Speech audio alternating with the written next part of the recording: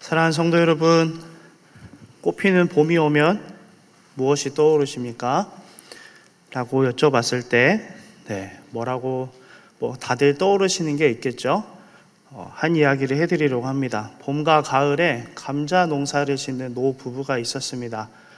이 부부가 매사에 염려가 많아서 이 부부를 위로하려고 목사님 한 분이 신방을 하셨습니다. 올해는 감사하게도 풍년이 들어서 감자 농사를 잘 짓게 되신 거예요. 그래서 목사님이 이렇게 얘기했습니다. 집사님, 권사님, 농사가 잘 돼서 걱정이 없으시겠어요? 라고 하니까 이 부부가 뭐라고 했냐면, 목사님, 작년엔 흉년이 들어서 썩은 감자가 많아가지고 돼지 먹을 게 많았는데 올해는 먹일 감자가 없어서 그게 또 걱정이에요 라고 했습니다. 여러분, 근심과 걱정은 늘 그렇습니다. 잘 되면 잘 되는 대로, 안 되면 안 되는 대로. 또 작년에도 이 근심과 걱정은 있었고, 올해에도 있었고, 오늘도 있었고, 내일도 있을 것입니다. 집값이 오를지 내릴지, 주식이 잘 될지 안 될지, 우리 애들 입시가 이렇게 여기가 좋다는데 학원을 여기로 보낼지 말지, 이런 근심 걱정부터 해서 우리 청년들은 취업에 대해서, 결혼에 대해서, 이 오빠를 만나야 될지 저 자매를 만나야 될지 고민이 많이 되실 거예요. 그렇다고 해서 어린아이들이 근심 걱정이 없을까요? 화요일에 개학을 하고 입학을 하면 이 아이들은 어떤 선생님을 만날지, 내 짝꿍은 이쁠지 못생겼을지, 별의별 근심과 걱정이 모든 사람에게 따라올 수밖에 없게 되어 있습니다. 왜냐하면 우리가 내부적으로는 우리의 태생이 죄로 오염되어 있기 때문에 걱정하고 살 수밖에 없는 구조를 가진 존재이고요, 외부적으로는 여전히 우리 밖에서 늘 우리를 염려하게 하고 걱정하게 하는 구조가 우리에게 찾아오고 있습니다. 우리가 잘 아는 것처럼 아담과 하와의 이 타락 이후에 창세기 3장 말씀을 보시면 여자는 어떤 저주를 받습니까? 해산하고 고통스럽게 아이를 낳고 키워야 되는, 그리고 남편을 원하지만 남편의 다스림을 받게 되는 저주를 받게 되었습니다. 남자에게는 땅으로부터 저주를 받아서 평생에 수고해야 그 소산을 먹고 살 수 있게 되었습니다. 이때부터 염려와 근심은 늘 따라왔고, 본질적으로 하나님과의 끊어진 관계로 인해서 하나님의 보호가 사라지고 죄로 오염된 인간과 세상은 우호적인 관계가 아니라 이젠 투쟁과 생존의 관계가 되었습니다.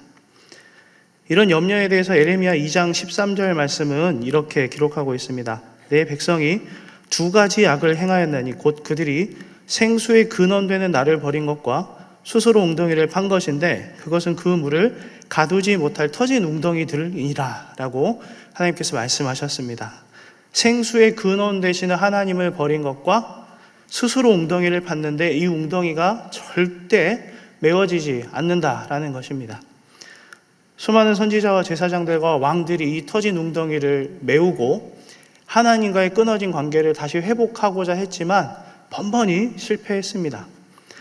세상의 다양한 방식과 물량과 수량으로, 어떤 가치와 철학과 이성과 또 어떤 사상으로, 정치와 제도로 이 문제를 해결하려고 했지만 단 한 사람도 성공한 사람이 없습니다. 사실 이 문제의 해결 방법은 우리가 문자적으로 봤을 땐 참 간단합니다. 어떻게 하면 되죠? 생수의 근원 되시는 하나님을 바라보고 터진 웅덩이에서 나오거나 그 웅덩이를 포기하면 됩니다. 근데 문제는 구원받아 끊어진 관계가 회복되고 하나님을 깨달아 알게 된 성도도 세상에서 이 문제를 속이고 헷갈리게 하고 여전히 터진 웅덩이를 스스로 메우라고 하는 여러 이야기들로 인하여서, 또 우리 안에 있는 내부적인 구조의 문제로 인하여서 이 문제가 늘 우리를 혼란스럽게 하고 불편하게 하고 헷갈리게 만든다라는 것이죠. 물질로 쾌락과 또 우상과 여러 가지 은밀한 것들로 다양한 방식으로 이것들을 채우라고 하는데, 심지어 우리 안에서 우리가 해결하지 못한 문제를 자식이나 배우자를 통해서도 해결하라고 하는 것이 바로 세상입니다. 염려와 근심을 피해갈 수 없는 이 본질적인 우리의 상황과 이 시대적인 상황 가운데 성도로 부름받은 우리는 앞서 말씀드린 대로 문자적으로는 생수의 근원 되신 하나님께 다시 돌아가고 터진 웅덩이를 버리거나 포기하면 또는 그 안에서 나오면 되는 것인데, 정작 그런 문제 앞에서 우리는 쉽게 무너지기도 하고 하나님을 신뢰하는 것이 약해지거나 떠나갈 때가 참 많다라는 것입니다. 그래서 이런 문제에 대해서 오늘 본문을 통해서 잠시 살펴보려고 하는데요. 성경이 있으신 분들은 산상수훈 마태복음 5장을 펴보시고 거기에 이제 소제목들이 쭉 연결되어져 있습니다. 오늘 본문 6장 이 부분에 대해서 산상수훈 한 부분에 소속되어져서 예수님께서 말씀하시는 이 산상수훈의 문맥을 따라서 좀 같이 살펴보면서 부분 좀 보려고 합니다. 팔복을 통해서 이 산상수훈이 시작되어 세상의 빛과 소금으로 살아가기를 우리 주님이 촉구하시고 율법을 완성하러 오신 주님의 목적과 간음에 대해, 맹세에 대해, 악한 자에 대해, 또 원수를 사랑하고 구제함에 대해 쭉 가르쳐 주십니다. 이어서 주기도문을 통해 하나님 나라에 들어간 백성에게 우선순위가 먹고 사는 문제가 아니라 하나님의 영광에 있고 하나님과의 관계에 있다라는 기도를 통하여서 가르쳐 주시고, 원래 창조되었던 목적으로 돌아가는 것이 예수님께서 열어놓으신 복된 길입니다 라고 우리 주님이 가르쳐 주십니다. 그러면서 6장 19절부터 21절에는 예수님은 재물을 이 땅에 쌓지 말고 하늘에 쌓아라 라고 말씀하십니다. 24절 말씀을 보시면 재물의 노예가 되지 말고 두 주인을 섬기지 말고 하나님을 주인으로 섬기라 라고 하면서 오늘 본문으로 연결되어집니다. 오늘 본문은 두 개의 예화와 두 개의 명령을 통해서 이 염려와 근심에 대해서 초점을 전환하고 주님이 가르쳐 주신 대로 우리가 성도가 이 삶을 마주하면서 살아가기를 촉구하십니다. 첫 번째 예화는 25절부터 27절인데요. 25절 말씀을 보시면 공중의 새를 보라, 심지도 않고 거두지도 않고 창고에 모아들이지도 아니하되 너희 하늘 아버지께서 기르시나니 너희는 이것들보다 귀하지 아니하냐. 너희 중에 누가 염려함으로 그 키를 한 자라도 더할 수 있겠느냐라고 예수님께서 가르쳐 주십니다. 25절 말씀을 보시면 그러므로 라는 말씀으로 시작을 하는데, 그러므로는 앞에 있는 19절부터 24절까지에 있는 두 주인을 섬기지 말고 한 주인을 섬기는 자는 염려하지 않고 하나님을 신뢰함으로 살아야 된다라는 것을 연결해서 말씀해 주십니다. 여러분, 여기에서 공중의 새를 보라 할 때 보라는 원어적으로 조금 살펴보면 집중해서 생각해보고 고민해보라 라는 것입니다. 그냥 새가 날아가는 것을 보지 말고 저 새가 날아가는 것, 새가 살아가는 것, 심지도 않고 거두지도 않고 창고에 모아두지도 않는데 하나님이 그 새를 돌보는 것을 보라, 생각해봐라 라고 명령합니다. 여러분, 혹시 이런 장면을 보신 적이 있으실까요? 있으시면은 끝나고 꼭 저를 찾아오십시오. 파랑새 공원에 비둘기들이 앉아있는 거예요. 형님, 오늘은 먹을 것을 위해 더리치를 갈까요? 아니면 개성초 급식을 털러 갈까요? 아니면 오늘은 남서울로 갈까요? 신반포로 갈까요? 큰 형님이 야, 오늘은 남서울이야. 이런 장면 보신 적 있으세요? 없으시죠? 왜 그렇습니까? 새들은 심고 거두고 창고에 모아들이지 않아요. 걱정하지 않습니다. 왜요? 하나님이 먹이시고 입히시고 그들을 이끄시기 때문입니다. 심고 거두고 창고에 모아놓은 것은 누구만 합니까? 인간만이, 사람만이 하는 것입니다. 물론 겨울을 잘 나기 위해서 어떤 짐승들이 한철 나기 위해서 곡식을 또 먹을 것들을 모아두기도 합니다만 그건 한철을 나기 위한 것입니다. 왜 사람을 심고 거두고 창고에 모아둘까요? 왜 가인의 후손은 성을 쌓고 탑을 쌓아 올리며 그들 스스로를 지킵니까? 하나님에 대한 신뢰가 전혀 없기 때문입니다. 성을 쌓고 탑을 쌓고 힘을 키우고 무리를 지어 창고에 보관한다라는 것은 스스로를 지키고 하나님과는 전혀 관계가 없으며 하나님을 신뢰하지 않는다라는 그 근본적인 태도가 밖으로 나오는 것입니다. 우리의 몫은 어떤 것입니까? 염려와 불신으로 스스로를 지키고 수고하는 삶이 아니라 하나님을 향한 신뢰를 바탕으로 수고하고 애쓰며 충성되게 매일을 살아가야 되는 것입니다. 두 번째 예화는 28절부터 30절 말씀입니다. 또 너희가 어찌 의복을 위하여 염려하느냐? 들의 백합화가 어떻게 자라는가 생각하여 보라. 수고도 아니하고 길쌈도 아니하느니라. 보라, 내가 너희에게 말하노니 솔로몬의 모든 영광으로도 입은 것이 이 꽃 하나만 같이 못하였느니라. 오늘 있다가 내일 아궁이에 던져지는 들풀도 하나님이 이렇게 입히시거든 하물며 너희일까 보냐? 믿음이 작은 자들아 라고 말씀하십니다.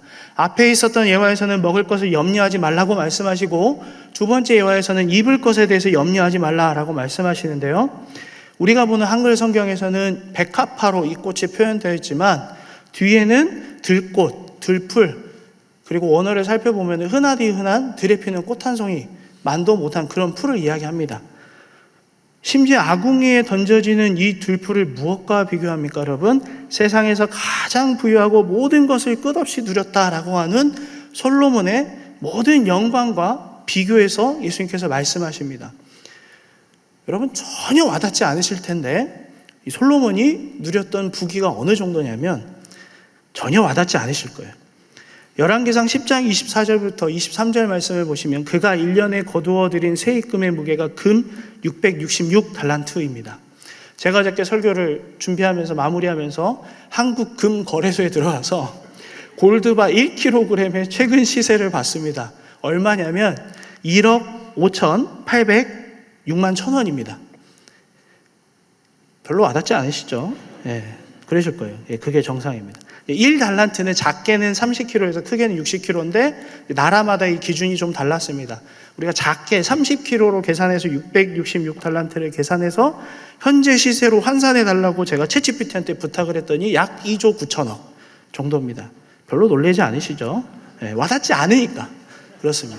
와닿지 않기 때문에 남의 일이죠. 그리고 15절부터 23절 말씀을 보시면 여러분 금방패, 큰 방패와 작은 방패를 금으로 만드는데 수백 개를 만드는데 이거를 다시 계산을 해보니까 이건 조금 와 하실 거예요. 1752조. 그리고 그가 앉은 보좌는 약 165억 정도 현재 시세로 환산하면 한다는 챗GPT의 계산입니다. 그렇게 크게 신뢰는 안 가지만 어찌됐건 여러분 이 솔로몬의 부귀 영화를 발에 밟히고 아무도 보지 않는 들에 핀 꽃 한 송이와 비교하여서 들에 핀 꽃 한 송이보다 그것이 못하다라고 이야기하며 이 들에 핀 아궁에 오늘 던져질 풀도 하나님이 먹이시고 입히시는데 하물며 너희일까 보냐라고 우리 주님이 말씀하고 계십니다. 사랑하는 성도 여러분, 예수님께서 이렇게 말씀하시고 하나님의 나라가 도래하였고 그 나라에 초대된 하나님의 백성은 이전과는 다른 삶을 살아야 된다라고 계속해서 가르치시는데요. 우리가 누릴 복은 세상이 말하는 복이 아니라 팔복입니다. 두 주인을 섬기지 않고 무엇을 먹고 무엇을 마시고 무엇을 입을지 근심 걱정하지 않고 하나님의 영광을 구하고 매일의 삶에서 염려하는 아무 상관없는 삶을 살라고 우리에게 말씀하시는 것입니다. 초점을 바꾸고 주인을 바꾸고 염려와 근심의 이 불신에서 하나님을 향한 신뢰로 믿음이 작은 자들이 돌이키기를 우리 주님 말씀하시는데요. 문제는 이 사실을 우리가 놓치거나 우리만 잘 모른다라는 것이죠. 나는 왜 이렇게 가진 게 없나? 나는 왜 이렇게 초라하고 못났나? 나는 왜 이렇게 무능하고 왜 이렇게 문제가 많나? 나는 왜 저들보다 앞서가지 못하나? 나는 왜 저 사람들보다 더 많이 소유하지 못하나? 내 부모는 왜 이렇게 무능하나? 내 배경은 이렇게 가진 것이 없나? 온통 세상이 말하는 기준에 휩쓸려서 자꾸 우리를 깎아내리고 우리에 대해서 평가하는 겁니다.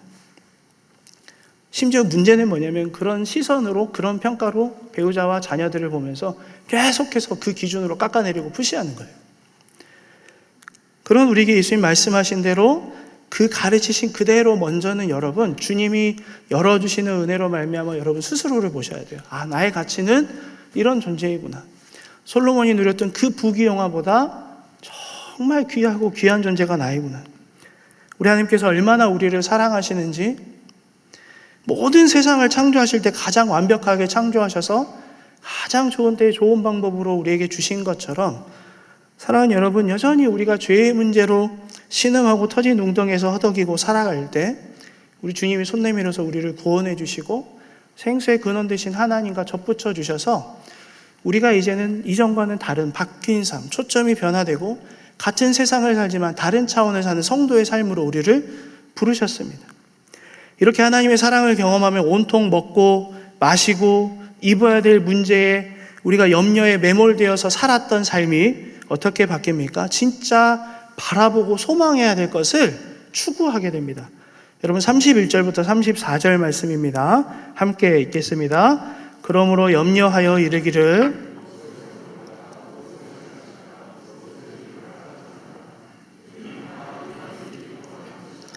너희 하늘 아버지께서 이 모든 것이 너희에게 있어야 할 줄을 아시느니라.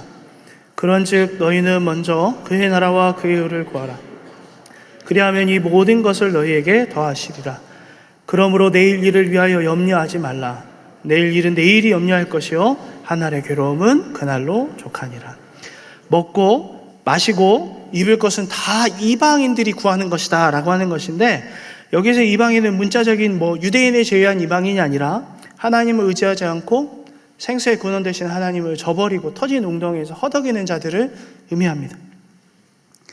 여러분, 우리가 하나님을 향한 신뢰가 회복되었을 때 우리가 구해야 될 것은 무엇입니까? 그의 나라와 의를 구하는 것이죠.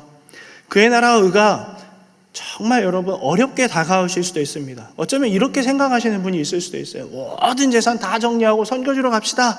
아니면은 다 정리하고 저 산에 올라가서 우리만 기도원에서 살고 깨끗하고 거룩하게 삽시다.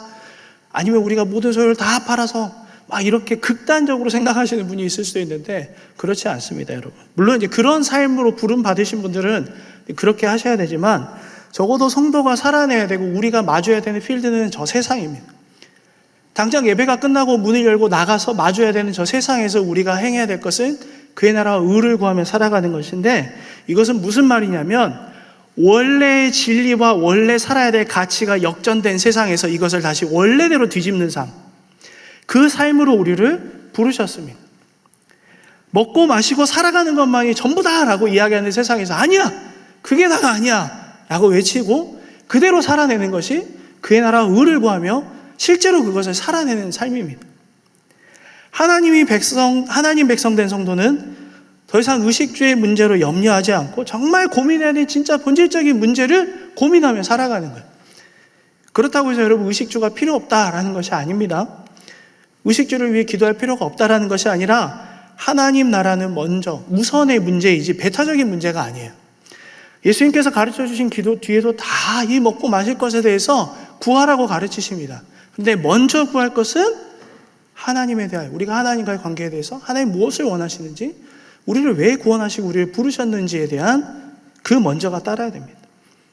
여러분, 주님의 가르침에 따라 가정에서 세상에서 하나님의 나라를 세우고 그분의 의를 이루어가며 살아가는 것은 무엇입니까? 단순하게 도덕적이고 윤리적인 삶을 살라는 것은 아닙니다. 그것은 성도에게 기본입니다. 밑바탕에 깔고 가는 기본입니다. 세상 사람들도 거짓말과 사기가 잘못됐다는 걸 다 압니다. 세상 사람들도 남을 비판하고 도둑질하는 것 다 죄다라는 것을 다 압니다. 그런데 중요한 것은 예수님을 믿고 그의 나라 의를 구하는 삶은 무엇이냐면, 정직하고 성실하게 최선을 다해 살다가 세상이 말하는, 또는 세상이 우리를 힘들게 하고 고통스럽게 하고 공격할 때에 타협하거나 하나님의 나라를 또는 그 의를 위해 우리가 견디고 단단하게 버티며 살아가는 것. 우리가 조금 돌아가고 조금 남몰래 이렇게 해보면은 쉽게 갈 수 있는 것을 포기하고 하나님을 그 자리에서 믿는 것을 의미합니다. 세상은 원수와 관계를 끊거나 원수에게 이를 갈고 어금니를 깎겜으로 복수하거나 모르는 채 합니다. 그러나 그의 나라 의를 구하는 우리는 원수 같은 자에게도 용서하고 손을 내밀고 함께 살아가기를 결단하는 것입니다. 말씀을 통해 나에 대한 새로운 시선, 하나님이 날 이렇게 사랑하시고 이렇게 입히시고 인도하신다라는 시선이 열렸을 때 또 무엇이 열리냐면 우리 이웃과 우리 공동체에 대한 시선이 열립니다. 이웃에 대해서 내 목적을 이루기 위한 도구로만 보았던 그 삶이 정리가 되고 이제는 그들과 함께 살고 사랑하고 정말 그들에게 베풀며 손 내미는 삶이 무엇인지 보이기 시작하는 거예요. 그동안은 소유와 세상적인 가치와 배경으로 사람을 평가하고 곁에 두기를 원하고 거절하는 삶을 살았다면, 우리는 이제 그런 삶이 아니라 전환되어서 새로운 초점으로 바라보며 살아가는 것입니다. 왜냐하면 세상이 말하는 기준이 우리를 평가하지 않고 그것에 우리가 얽매여 살지 않기 때문에 어떤 사람이든 품고 담아낼 수 있는 우리가 된 것입니다. 세상은 외도를 하고 쾌락을 쫓고 결혼을 이용해서 자신의 욕망을 채우라고 하지만, 우리는 주님께서 몸된 교회와 성도를 사랑하신 것처럼 남편이 아내를, 아내가 남편을 사랑하고 가까이 여기며 정말 말씀대로 자녀를 양육하고 정말 그 안에서 그 가정에서 그의 나라를 세우고 그의 의가 무엇인지 부모가 자녀에게, 부부가 서로에게, 자녀가 부모에게 보여주는 삶을 우리는 살아야 됩니다. 조금만 편법을 저지르고 돌아가면 성공할 수 있다는 그 세상에서 묵묵히 충성되게 섬기는 것. 왜요? 하나님이 우리를 책임지시기 때문입니다. 하나님이 우리를 인도하시고 먹이시고 입히시기 때문입니다. 그래서 우리는 온통 뒤집어지고 뒤틀어진 기준을 가진 이 세상에서, 정말 진리가 역전되어 있는 이 세상에서 다시 진리를 진리된 자리로 살아내고, 세상이 말하는 것으로 염려하는 삶이 아니라 여전히 먹이시고 입히시는 하나님을 신뢰하고 의지하며 우리의 삶을 살아내야 됩니다. 사랑하는 성도 여러분, 꽃피는 봄이 왔습니다. 이 좋은 계절, 길거리에 새순이 올라오고 꽃이 필 때, 저 하늘에 새가 날아갈 때 여러분 그냥 가볍게 지나가지 마시고, 그렇지, 하나님이 저렇게 먹이시고 입히시는 것처럼 나도 먹이고 입히시는구나, 그 은혜를 깨닫고 정말 우리가 바라봐야 되고 고민해야 될 본질적인 문제에 대해서 삶에서 마주하고 하나님의 나라 의를 구하고 나타내며 실제로 그 삶을 살아내는 저와 여러분 되시기를 소망하고 축복합니다. 특별히 성찬을 통해 생수의 근원 되신 하나님을 버렸던 우리가 터진 웅덩이를 버려두고 하나님 앞에 나와 정말 우리를 위해 오신 예수님을 깊이 경험하셔서 염려를 거절하고 그의 나라 의를 구하는 복된 저와 여러분의 삶이 되기를 소망하고 축복합니다.